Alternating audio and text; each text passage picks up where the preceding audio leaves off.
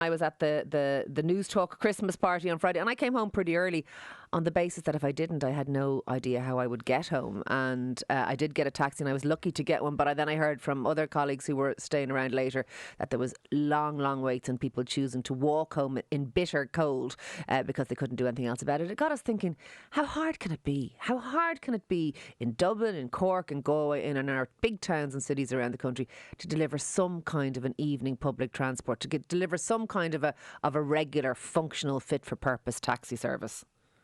Yeah, this seemed to be an issue that had been solved a few years ago by deregulation, and we all remember. Well, some of us remember what it was like before deregulation. It was an absolute nightmare. Deregulation happened. The situation seemed to be sorted. Then COVID came along, and there's definitely a problem with driver numbers. A lot of drivers exited the market, and there is clearly a problem at the moment. How it's solved, I think, is less straightforward. I mean, some people suggesting Uber could be an option.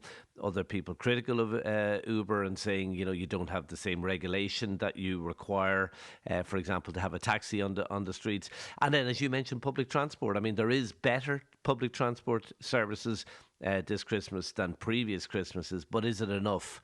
It's probably not, is the answer. And it would seem that the solution would be to try and get more taxi drivers in. How you do that, I'm not quite sure, but also to have more public transport. I don't get why we can't have Uber and Lyft. I mean, the major story last year about Uber was that they lobbied to the government and everyone was oohing and ahhing over that. They lobbied it to no effect because we still don't have it. I have used Uber in other countries. I've used Lyft Share apps in other countries.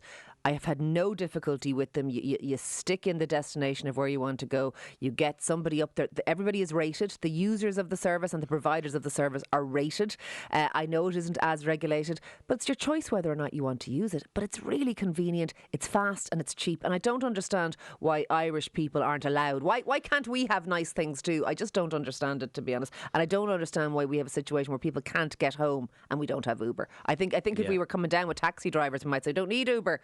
We're working fine as we are, but we're not.